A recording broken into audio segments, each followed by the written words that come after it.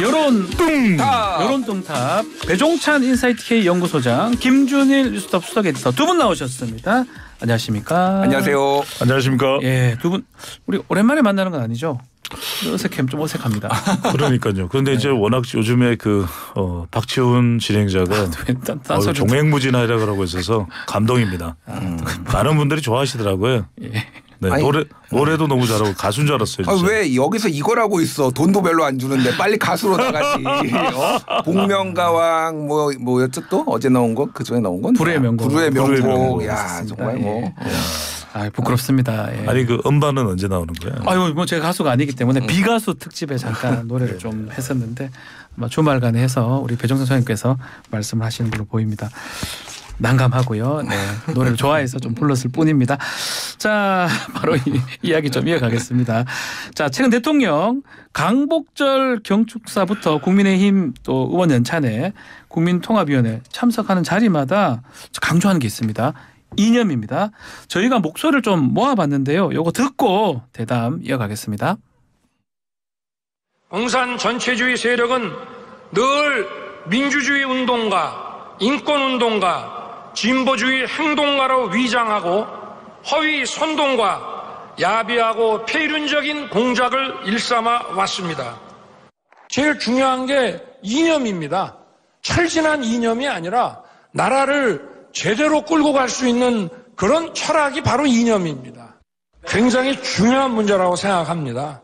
철진한 엉터리 사기 이념에 우리가 매몰됐고 공산 전체주의 세력 그 맹종 세력과 기회주의적 추종 세력들은 허위 조작, 선전 선동으로 자유사회를 교란시키려는 심리전을 일삼고 있으며 자, 강복절 경축사 또 국민의힘 연찬회 국민통합위원회 보고회에서 지금 각각 이념 관련된 대통령 이야기입니다. 자, 거듭되는 이념 발언 의도하는 게 있을 것 같은데요. 이게 뭐라고 보십니까? 두 분 다 한번 말씀 좀 주십시오. 그러니까 의도에 대해서 여러 분석이 나오고 있잖아요. 예. 뭐 보수층 결집이다. 뭐 이렇게 난장판에 소위 말해서 난장판에 만들어서 뭐 투표를 낮추려는 거 아니냐. 뭐 민주당 쪽에서 그런 얘기도 나오고 있고 그러는데 그냥 이거를 의미 있게 분석을 하는 게 정치적 의도에 대해서 유의미한가 그런 생각이 들어요. 그러니까 강한 신념, 확신 이런 게 있는 것 같아요. 그 진유광 교수가 이제 다른 방송에서 그런 얘기를 했으니까 윤석열 대통령이 처음에는 특별한 이념이 없고 본인은 이제 국민 통합을 하겠다 대통령 취임할 때 이제 뭐 실용을 추구하겠다 뭐 이런 얘기를 했는데 그 짧은 사이에 한 1년여 사이에 급조된 어떤 이념들이 강하게 주입이 돼 있고 어떤 이념의 공백 상태가 채워지면서 이거를 이제 막 알리고 싶고 자랑하고 싶고 일종의 뭐 나르시시즘 얘기도 나오고 있고 뭐 이런 얘기들이 나오고 있어. 그래서 정교하게 이거를 막 이제 뭐 이거의 역량에 대해서 분석을 할 수는 있지만은 이거가 뭐 의도가 막 뭐 무슨 정무적으로 막 어마어마하게 막 판단을 하고 이런 거는 아닌 것 같다. 저도 그 의견에 조금 많이 동의하는 편이에요. 그러니까 사관 사상이나 신념에 대한 얘기다. 이렇게 배종사님도 공감하십니까? 뭐 저는 이제 데이터 분석하는 데이터 전문가니까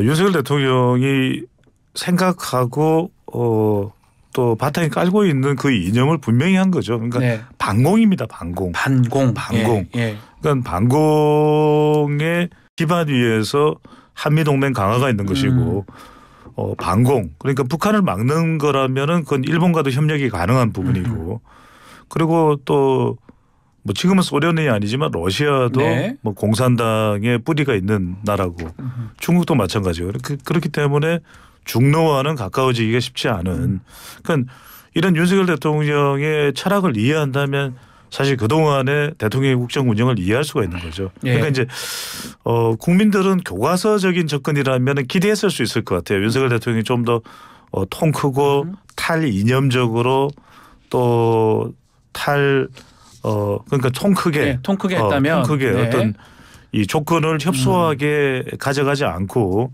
그렇게 이제 판단했을 텐데 우리가 이제 그런 이야기를 많이 하잖아요. 이제 진보와 보수가 양날개로 양바퀴로 가야 된다는 이야기는 균형감을 이야기하는데 윤석열 대통령의 이 진영에 대한 입장은 같은 방향으로 가는데 야당이나 또는 진보 진영에서 대통령의 국정 운영에 공감해 주지 않으면 그건 함께 갈 수 없다. 그런 태도라면은 통합이나 소통은 불가능하다는 것을 이제 분명히 한 거죠. 왜냐하면 앞으로 가려고 하는데 앞으로 가면서 다른 의견을 주는 것은 받아들일 수 있는데 앞으로 가는 게 아니다. 네. 그게 아니라 뒤로 가야 된다라고 하는 이야기는 아예 받아들일 수가 없다는 점을 분명히 했고 또 하나 이제 대통령의 발언에서 가장 주목하는 게 아마 김준일 수석 에디터도 언론인식이기 때문에 그 이야기를 하실 것 같은데 1+1은 2다. 우리는 그렇게 생각하는데 100이다. 이렇게. 지금 야당에서는 100으로 부풀려서 이제 선동을 한다. 그리고 야당을 지지하는 세력이 방송을 장악하고 있고 네. 24시간 정부를 비판하고 있다. 후쿠시마에 대해서. 그래서 이제 후쿠시마 관련해서는 대통령의 기조는 분명해요. 이제 지금 선동하고 과학적인 검증 내용, 정부에서 발표하는 내용이 아닌 것은 일단 이건 가짜 뉴스다. 네. 그건 자시하지 않겠다. 분명히 한 것이죠. 그래요. 지금 말씀 나온 김에 지금 연찬에서 했던 얘기들 같아요. 이념 얘기도 있었지만 1+1이 이제 100이라고 주장하는 사람과는 같이 갈 수가 없다라고 얘기했고 또 언론이 24시간 그렇게 이제 비판하는 것만 하고 있다.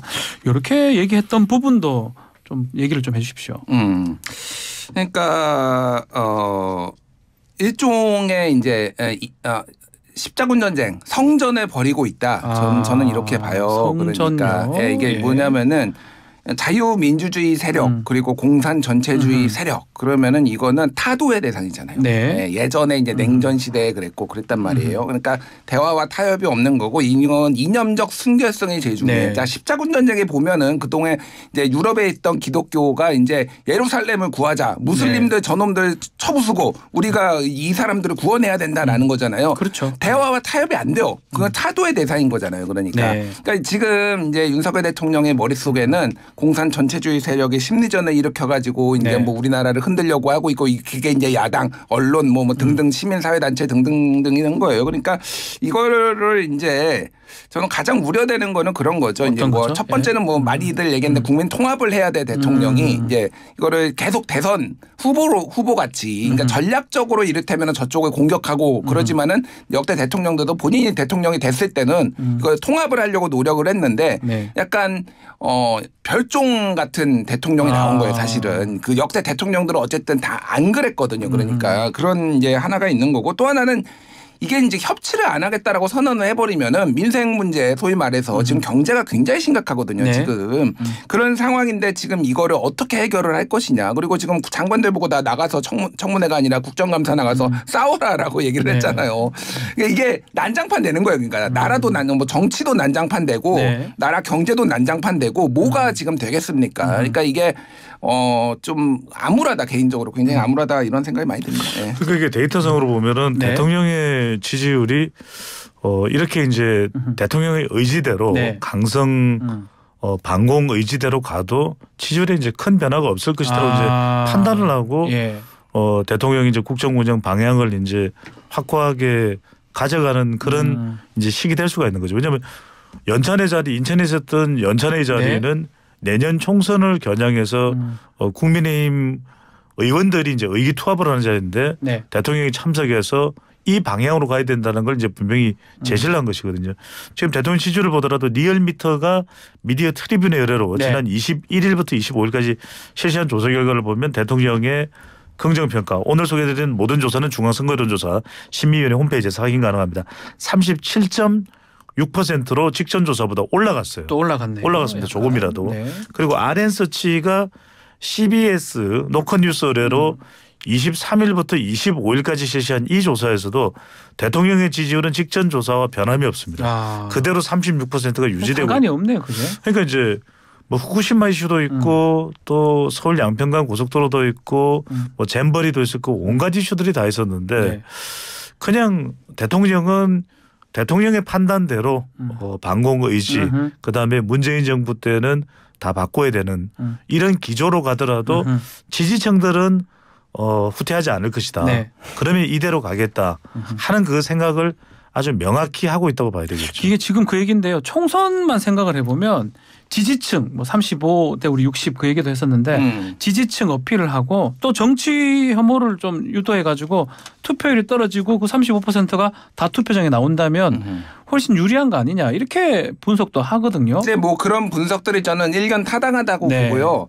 그러니까 지금 아까도 말씀하셨지만은 뭐 RS언치 노컷뉴스 리얼미터 뭐 등등 하면은 우리가 얘기했던 35대 60에 그냥 정확하게 맞아 떨어져요. 그게 그러니까 변함이 없다. 계속 얘기하지만은 과학이다. 지금 최근에는 이게 이제 말씀드리겠고 이게 중요한 게 있습니다. 이제 투표율 제가 예전에 중요하다 말씀드렸잖아요. 2012년에 이제 54%, 2016년에 58% 그리고 2020년에 66% 총선에 올라가고 이번에는 좀 떨어질 가능성이 상당히 높다라는 건데. 지금 전체적으로 보면은 그 투표율의 변동폭은 2030, 40대까지가 좀 더 크고 60대 이상은 투표율의 변동이 굉장히 적어요. 떨어지더라도 덜 떨어지고 항상 탄탄하게 높게 나오는 거죠. 그러니까 지지율 결집인데 이게 흥미로운 거 몇 개를 좀 말씀드릴게요. 이제 대통령 지지율도 중요하고 정당 지지율도 중요합니다. 근데 여기에서 갤럽이 이제 8월 1일에서 3일 조사한 게 주요 정당별 호감 여부를 조사를 했어요. 내가 호감이 간다, 비호감이다. 자, 민주당 호감 30, 비호감 61. 국민의힘 호감 30, 비호감 61. 놀랍네요. 야, 난영난제다라는 거예요. 자, 이게 중요한 게 뭐냐면 비호감은 어떤 거냐면은.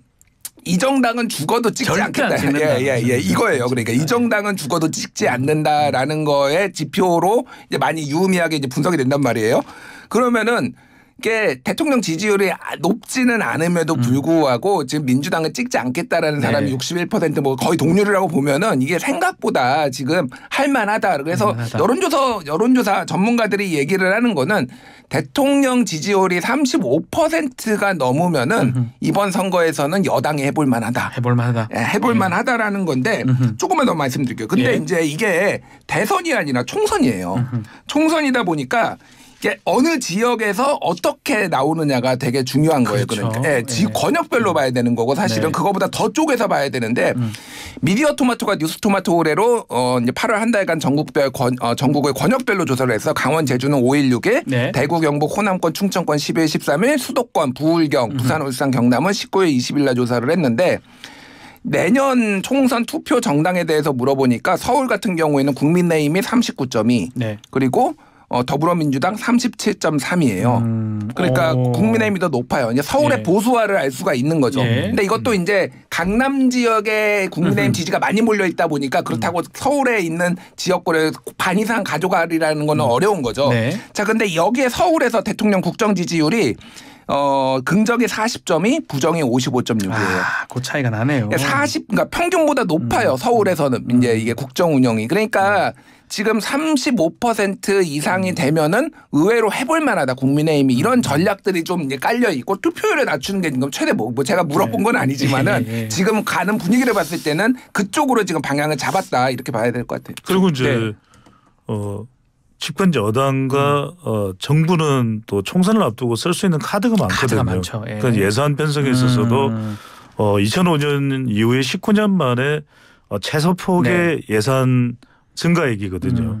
그러니까 그러다 보니까 이제 이야기하는 게 문재인 정부 때 너무 퍼주기식이었다. 비판을 하면서 좀 아끼고 줄인 돈. 이른바 이제 이념 성향 때문에 지원했던 돈들은 딱 삭감을 하고 그걸 이제 어디다가 지원을 하게 되냐면 뭐 저출산이나 이건 바람직한 거죠. 왜냐하면 저출산이나 또 병사 월급에도 이게 포함이 됩니다. 그렇죠.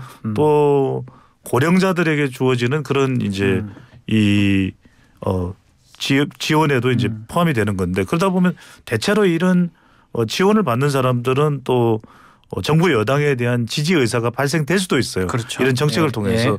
그러니까 이런 걸 총선 때까지 꾸준히 이제 합법적으로 명분을 가지고서 할 수 있는 것이 이 정부고 또 여당이기 때문에 만약 그렇게 한다면 방금 전에 김준일 수석 에디터가 이야기했던 것처럼 그런 호감도를 통해서 기존의 지지층 조금 더 느슨하게 지지를 할까 말까 했던 지지층 그리고 중도 일부 정도를 흡수하면 민주당은 이길 수 있지 않겠냐 이런 판단을 가지고서 접근을 하고 있는 거라고 봐야 되겠죠. 자, 그 이념 논란 또 지금 어떤 정치 어떤 총선 전략 얘기를 하는데 그 중에 지금 영장이 지금 청구된 좀 사건이 좀 있습니다. 최수근 상병 사망 사건 관련해서 외압 의혹이 지금 되고 있는데 특히 수사 결과를 보고 받은 그 대통령이 격려했다 이런 문건 이게 보도가 됐는데 이 사건은 앞으로 어떻게 될 것 같습니까? 이게 단기적으로는 네. 큰 영향을 미치지는 않을 거예요. 근데 이 정권의 어떤 정통성 네. 그리고 신뢰성 이런 거에 이제 큰 영향을 장기적으로는 미치리라고 봅니다. 무슨 얘기냐면은 문재인 정부가 흔들리기 시작했던 거의 시작점을 뭐 여러 가지 네. 좀 조국 사태로 이제 보잖아요. 그렇죠. 근데 그 이전에 민정수석 당시에 유재수 감찰 무마 사건 이거에 맞습니다. 이제 도덕성에 이제 타격이 오기 시작했어요. 네. 그거 이제 저는 큰 틀에서 보면 연장선상이라고 보거든요. 네.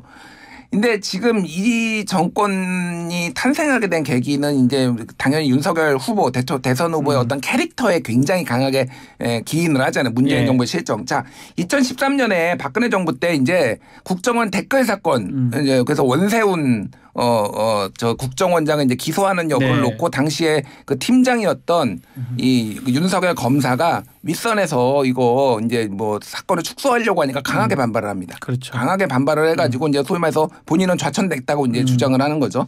그래서 거기에서 이제 뭐 사람에겐 충성하지 않는다 뭐 이런 거잖아요. 이거하고 도대체 뭐가 다르죠? 그러고 보니 좀 비슷한 맥락이네요. 그러니까 지금 윗선에서 수사를 축소하려는 거는 명백해 보이잖아요. 그러니까 국방부 장관 결재까지 지금 난 상황이고 이거를 지금 뒤집는 과정이잖아요. 네. 그러니까 본인의 어떤 정체성, 이 정권이 탄생하는 데 기여했던 정체성 자체를 신뢰를 훼손하는 거예요. 그러니까. 그래서 이거는 그러니까 이게 지금 당장은 아니더라도 이를테면 장기적으로 봤을 때는 정권 교체 이거 다른 그놈이나 다르지 않다. 이건 내로남불이다라는 국민들의 인식에 굉장히 강하게 영향을 줄 것이고 앞으로 장기 영향이 더 안 좋을 거라 지금 단기보다는 총선에는 아까 얘기했듯이 굉장히 단단하잖아요. 네. 근데 이제 대선은 훨씬 더 많은 사람들이 투표에 참여를 하고 이거에 대한 종합평가가 이루어진단 말이에요. 네. 이거는 굉장히 안 좋은 징후다. 이렇게 이제 볼 수밖에 없는 거죠. 그러니까. 예. 게다가 이제 구속까지 지금 해버리겠다. 영장 청구가 지금 된 그러니까 상황이에요. VIP 언급하니까 구속하려는 거 아니야? 그거 의도는 알 수 없으나 약간 이런 식으로 이제 뭐 흘러가는 거죠. 그러니까. 예. 그러니까 이제 결과적으로는 이게 어떤 일은 합리적으로 판단을 했을 때 잘 이해가 되지 않고 공감이 되지 않는데도 정치권에서 계속 뭔가 일이 벌어지고 있는 것이거든요. 해병대도 그렇고 홍범도 장군의 흉상도 그렇고 이것도 다분히 반공이 가장 기준이 되고 있는 거 아니냐라는 생각을 할 수밖에 없는 거죠. 5명의 이 육군사관학교 충무관인가요? 충무관 앞에 있는 그 흉상 중에서 결과적으로는 다른 사람들보다는 홍범도 장군 쪽에 집중이 돼 있잖아요. 그럼 홍범도 장군은 두 가지가 두드러집니다. 하나는 이제 소련 공산당에 가담을 했다는 부분. 뭐 이제 1943년에 사망하고 이건 중요한 게 아닌 것 같아요. 그러니까 이제 정부의 입장에서 국방부 대변인의 설명으로는 그러니까 공산당에 공짜가 들어가서 가면서부터 이제 이거는 문제가 되는 거죠. 그다음에 이제 또 하나는 문재인 정부 때 상당히 이 예우를 받은 또 인물이 봉환식을 했고 홍범도 장군이었거든요. 물론 이제 누군가는 또 그렇게 설명합니다. 방송에서 이전에 박정희 대통령 때 뭐 훈장을 했고 뭐 홍범도 잠수함 이름은 그게 중요한 게 아니라니까요. 그러니까 이제 방금 전에 김준일 수석 에디터가 말했는데 예전에 대통령 때 사례는 이러지 않았느냐 이전에는 이러지 않았느냐 그게 중요한 게 지금 기준으로 봤을 때 반공에 공산당에 공짜가 들어가느냐 문재인 전 정권의 문이 들어가느냐 이게 이제 핵심 기준이 돼버리는 거죠. 그래서 이제 중도층에 있거나 아니면은 특별하게 어느 특정 정당에 매몰되어 있지 않은 청취자분들은 이런 생각하실 수 있을 거예요. 우리 방송 들으시면서 뉴스 경기 들으시면서 아이고 그래도 이거는 뭐 잘못된 거 아이가 이렇게 생각하실 수 있는데 경상도 쪽이네요. 이건 잘못된 거로 뭐 하여튼 뭐 이렇게 하면 제가 팔도를 다 해야 되니까. 근데 이렇게 하면은 저한테도 개인적으로 물어보시는 분들이 많아요. 이게 뭐 지지율에 영향을 많이 미치는 지금 너무 단단해요. 너무 단단해서 거의 뭐 50견, 70견, 80견 수준이라서 움직이질 않습니다. 지지율이. 그런데 이제 문제는 뭐냐면 1차적으로는 이제 총선 결과에 따라서 밝혀질 수도 있고 안 밝혀질 수도 있겠죠. 그러니까 총선 결과가 야당이 우세면은 굉장히 이런 부분들이 다시 재점화가 될 테고 그게 아니라 한 석이라도 국민의힘이 여당 쪽이 더 우세한 총선 결과가 나오게 되면 뭐 이건 또 밝혀지기가 만만치 않은 문제가 될 것 같고. 자, 홍범 장군 얘기 좀 질문 한번 같이 한번 답해 주십시오. 예. 홍범 장군 지금 논란 속에 최근 영화 지금 오펜하이머 야, 이거 보셨는지 모르겠는데 맞습니다. 이게 좀 비슷한 거 아니에요? 이런 얘기도 하는데 같이 한번 말씀 주십시오. 제가 요거를 종합적으로 짧게 좀 설명을 드릴게요. 저는 요 지금 1년에 홍범도 장군 이거 이제 흉상 이전 논란을 보면서 요런 용어가 떠오르더라고요. 겁먹은 개가 크게 짖는다. 이게 이제 맥락에서 제가 대통령을 이제 개로 비유한 게 아니라 이런 거예요. 자, 이념 논쟁을 벌이고 그럴 때는 일반적으로 어떤 체제 정통성이 불안할 때 그런 거를 해요. 자, 홍범도 장군이 어떤 취급을 받았는지를 제가 북한과 남한에서 옛날에 이제 말씀드릴게요. 김일성은 홍범도는 공산주의자도 아니다 이렇게 얘기를 했어요.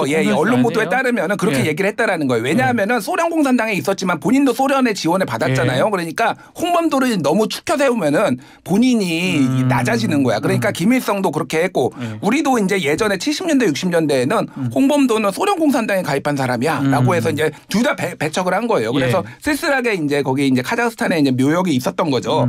그런데 이제 우리나라가 먹고 살만해지고 북한에 대해서 확실한 체제 우위를 가졌다라고 생각하면서 홍범도 장군 유해를 모셔오려고 노력을 합니다. 노력을 하는데 북한에서도 그제서야 허겁지겁 우리가 모셔가겠다라고 해서 둘이서 싸우기 시작했어요. 그래서 남북이 그랬군요. 남북이 그랬는데 결국은 우리나라가 더 카자흐스탄에 사실은 거기는 공산당 구소련에서 그렇죠. 북한의 영향력이 상당히 컸음에도 불구하고 우리가 외교적인 노력을 해가지고 홍범도 유해를 2021년에 모셔왔어요. 이거 자체가 우리는 그러니까 이런 체제적으로 그러니까 체제 우월성도 있고 이념적으로도 훨씬 유연한 나라야라는 거를 보여준 그래서 국격이 올라간 상징적인 사례라는 거예요. 그러니까 이제 북한도 사실은 굉장히 아쉬워했던 거죠. 우리가 모셔왔어야 되는데. 그런데 지금 이거를 다시 이거 공산주의자라고 지금 처박아 놓겠다 저쪽에다가. 그러니까 이거는 체제 우리의 뭐 정부에서 지금 G7, G8 얘기하고 있고 뭐 일본과 미국과 어깨를 나란히 하고 있는데 스스로의 어떤 국격을 떨어뜨리는 일이라는 거예요. 자, 오펜하이머 얘기를 할게요. 오펜하이머가 그러니까 원자폭탄의 아버지라고 불렸던 로버트 오펜하이머가 그렇게 영웅으로 추대받다가 메카시즘에 의해서 보안 인가 취급을 이제 없애고 이제 구석에 한마디로 이제 처박히게 됐단 말이에요. 메카시즘이 공산주의로 몰아가는 거죠. 그렇죠. 메카시즘이 그런 거죠. 자. 그러니까 이것도 마찬가지. 그때는 미소가 체제 경쟁을 세게 하고 있으니까 미국도 소련의 확실한 우위가 못하니까 자기들끼리 이제 누가 진짜냐 가짜냐 가지고 이제 줄 세워가지고 다 숙청하기 시작됐던 거예요. 근데 미국도 이제는 완벽하게 우리는 이제 러시아 따위는 우리의 아니야. 그러니까 작년 12월에 그래가지고 우리 오펜하이머 이거 인가 취소한 거 이거 보안 인가 취소한 거 잘못했습니다. 이거 잘못된 조치였어요라고 63년 만에 반성을 했다라는 거예요. 그러니까 이게 이제 역사고 체제 우월성이라는 거예요. 지금 대한민국이 어디로 가고 그래서 제가 겁먹은 개가 크게 짖는다. 우리가 쟤들보다 못하니까 오히려 지금 막 이념 논쟁하고 이러고 있다라는 거예요. 지금. 그러니까 이게 지금 우리가 G7, G8이라고 얘기하면 거기 국격에 맞는 이 포용성 이런 거를 지금 보여줘야 되는데 윤석열 대통령이 거꾸로 가고 있다. 지금 정부가 거꾸로 가고 있다. 이 지적을 안 할 수가 없는 거죠. 그러니까 지금 한마디만 더 드리면은 그러니까 우리가 이런 부분들을 잘 좀 직시를 할 필요가 있을 것 같아요. 근데 현실은 이제 그렇지 못한 건데 그러니까 실용이라는 것은 이제 우리가 잃지 말아야 된 이익을 챙기는 것이 실용의 의미거든요. 그러니까 지금 미국도 보면 지난번에 제닛 옐런 재무장관에 이어서 지금 러몬도 상무장관이 중국을 방문해서 어떤 이야기를 하냐면 안보는 우리가 중국하고 타협하기 힘들다. 대만도 있고. 그런데 경제는 얼마든지 우리 협력 국가다. 중국하고 얼마든지 협력할 용의가 있다. 그걸 상무장관이 바이든 정부의 상무장관이 와서 그 이야기를 하거든요. 그 이야기는 뭐냐면 미국도 중국과 실리는 챙기는 거죠. 그러니까 지금 중국이 미중 충돌이긴 하지만 가장 분노를 쏟아내는 대상이 미국이라기보다는 오히려 현 시점에 일본이에요. 일본의 그 후쿠시마 오염수 때문에. 그러니까 우리도 뭐 중국에 대해서 미국하고의 동맹을 하기 때문에 뭐 중국하고 무조건 결별을 해야 된다. 이럴 이유는 없는 것이거든요.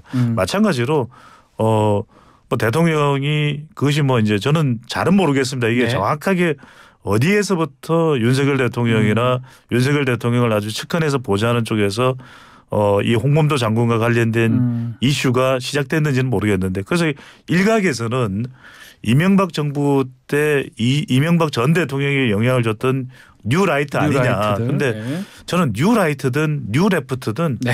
중요한 건 우리에게는 우리 국민들의 이익이고 대한민국의 이익이거든요. 네. 저는 그 기준에서 어떤 이익을 우리가 챙기는 게 어떤 판단을 내리는 것이 더 바람직한가. 그게 기준이 돼야 되는 게 마땅한 거죠. 알겠습니다. 자, 총선 얘기하다가 좀 홍범도 장군 또 이념 얘기까지 진행이 됐는데 총선을 앞두고 여야가 가장 중요하게 보는 거는 뭐 당연한 것 같아요. 수도권의 지지율 같습니다. 특히 이 여당 입장에서 인재가 없다 이 부분 대통령실에서도 뭐 어느 정도 인정을 하는 것 같은데 그 부분은 맞습니까? 인재가 없죠. 그러니까 생각나는 사람 별로 없잖아요. 그러니까 현역 프리미엄이 있는 거는 무시를 할 수가 없죠. 현역 네. 의원들이 어쨌든 그 지역 우리는 잘 몰라도 그 지역에서는 네. 어쨌든 또 많이 알려진 것도 그렇죠. 있고 그리고 지난번에 이제 이게 악순환인데 계속 안 좋은 지속이 되면은 그쪽으로 네. 사람 좋은 인재가 몰리지 않아요. 근데 수도권에서 지금 계속 성적이 안 좋잖아요. 국민의힘이. 네. 특히 2020년에는 완전 폭망해 버렸잖아요.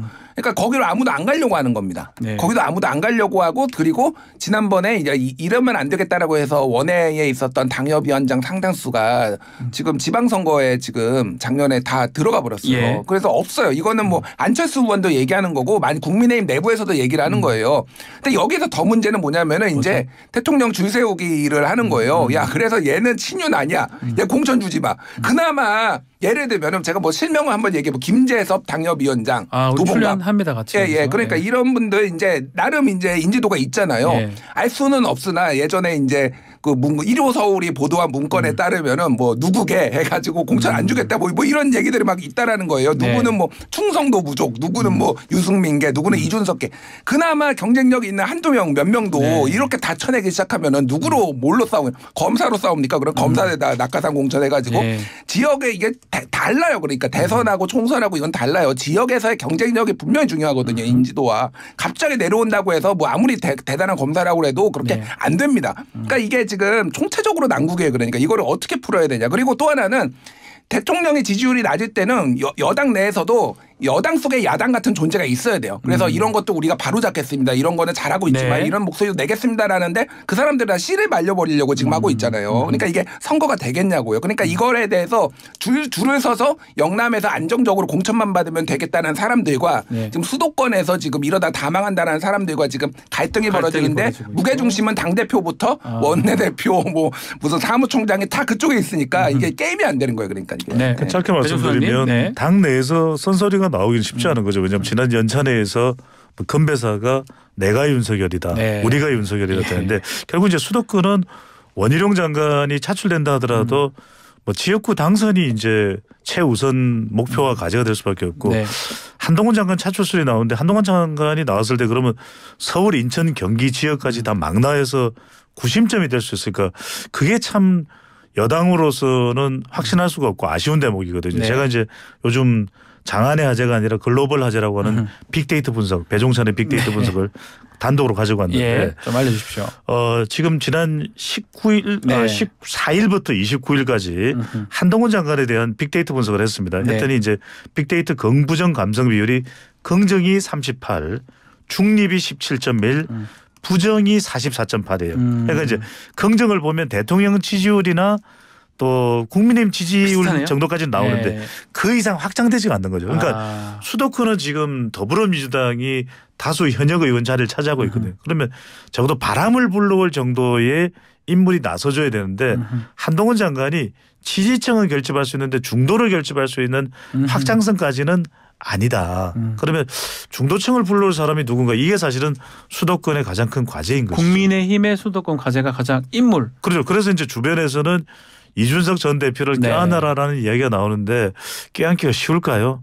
쉽지가 않을 거라고요. 한편에서는 뭐 이준석 전 대표나 공천도 주고 해야 된다고 하는데 어떻게 보십니까?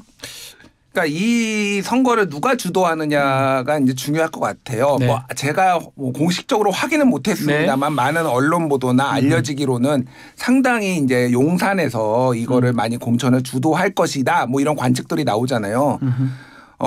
이준석은 용산에서 보기에는 공산 전체주의하고 붙어 있는 사람이죠. 그러니까 거의 거의 이제 그 겸상 못할 뭐 거의 그 수준이고 인간적으로도 굉장히 대통령이 좀 많이 이제 신뢰하지 못한다 뭐 이런 얘기가 있어서 공천 받을까요? 저는 뭐 공천 줄 가능성에 대해서 일각에서는 수도권 뭐 얘기하는 분들이 어차피 노원병 본인이 준비하던 곳이니까요. 그러니까 제가 말하는 거는 수도권에서 줘야 된다. 경쟁력을 위해서 이런 얘기를 하는 분들이 있는데 그분들은 힘이 없어요. 이 당의 중요한 지식체계에 있지도 않고 그렇기 때문에 저는 안주의 가능성이 훨씬 높다고 봅니다. 알겠습니다. 자, 오늘 여론동탑 여기서 마무리를 하겠습니다. 김준일, 배종찬 소장 두 분 감사합니다. 감사합니다. 고맙습니다.